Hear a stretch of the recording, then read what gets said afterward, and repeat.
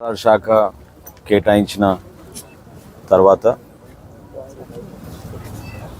వాస్తవాలు తెలుసుకోవడానికి ఒక ప్రయత్నం ఖచ్చితంగా ఒక మంత్రిగా నా బాధ్యతగా నేను ప్రారంభించాను.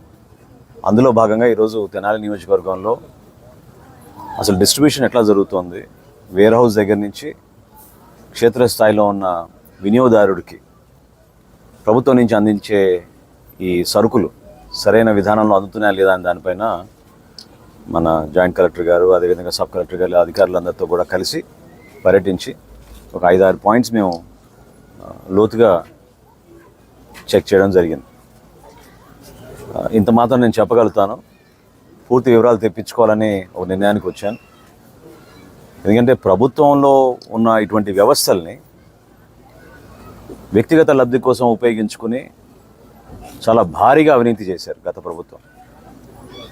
పౌర సరఫరాల శాఖలో నిన్న ఇవాళ నాకు అధికారులు అందించిన సమాచారం చూస్తుంటే ఎంత దారుణంగా ఈ వ్యవస్థని వాళ్ళ స్వార్థాల కోసం, వాళ్ళ ఆస్తులు పెంచుకోవడానికి కోసం, ఎవరైతే కష్టపడి పండించే రైతు ఎదురు చూస్తున్నాడో ప్రభుత్వం నుంచి సహాయం, అతనికి ఏం అందడం లేదు. వినియోగదారుడు ఏదైతే నాణ్యమైన సరుకు వస్తుంది, ప్రభుత్వం సరఫరా చేస్తుంది, ఇది మనం ఉపయోగించుకోవచ్చు అనే వెహికల్తో ఎదురు చూస్తున్న వినియోగదారుడికి అటువంటి పరిస్థితి లేదు. వీళ్ళిద్దరు భాగస్వాములే ఈ వ్యవస్థలో.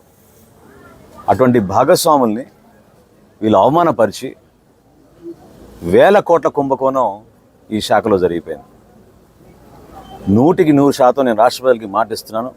పవన్ కళ్యాణ్ గారి తరఫున, చంద్రబాబు నాయుడు గారి తరఫున ప్రక్షాళన మొదలైంది. వీళ్ళందరినీ ఖచ్చితంగా వీళ్ళు చేసిన అవకతవకలు, ఈ భారీ అవినీతి అతి త్వరలోనే క్షేత్రస్థాయిలో ఇదే విధంగా పర్యటించి బయటికి తీసుకొస్తాం. ఇందాక మీరు చూశారు, కొలతలు మనం చేసినప్పుడు ఏ విధంగా నమ్మకంతో పెట్టెలో ఉన్న సరుకును తీసుకొచ్చి ఫేర్ ప్రైస్ షాపుల ద్వారా, మొబైల్ డిస్పెన్సరీ యూనిట్ల ద్వారా వాళ్ళు అందించినప్పుడు ఒక సామాన్య కుటుంబం నుంచి ఒక మహిళ, ఆమె అడగలేదు ఈ ప్రశ్నలు. 500 గ్రాముల బదులు 450 గ్రాములు ఎందుకు ఉంది, ఎందుకు ఈ విధంగా మోసం చేస్తున్నారు, అది ఎలా జరిగింది, దీన్ని సరఫరా చేసిన వ్యవస్థ, కంపెనీ ఎవరు? ఆ ఉదాహరణ చూసిన తర్వాత పై అధికారులతో మాట్లాడాను. రాష్ట్ర వ్యాప్తంగా సరుకులు అన్నీ కూడా పంపిణీ ఆపేసి ఇమ్మీడియట్గా ఒక ఆడిట్ చేసి రెవెన్యూ వ్యవస్థలో ఉన్న తహసీల్దారులు, జాయింట్ కలెక్టర్లు అందరూ కూడా అప్రమత్తమై వారం రోజుల లోపు ఒక సమగ్రంగా దాని గురించి రిపోర్ట్ తయారు చేసి అందించమని నేను కోరడం జరిగింది. మరొక్కసారి నేను కోరేది ఏంటంటే, ఈ వ్యవస్థని ఖచ్చితంగా మరింత మెరుగైన సేవలు అందించే విధంగా, కష్టపడే రైతుకి అండగా ఉంటామని, అదేవిధంగా క్షేత్రస్థాయిలో తెల్ల రేషన్ కార్డులు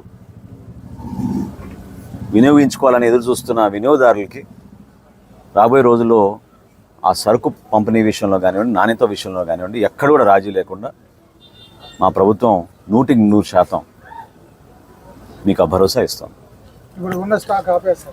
ఆపేసామండి, ఇన్స్ట్రక్షన్స్ ఇచ్చేసాం.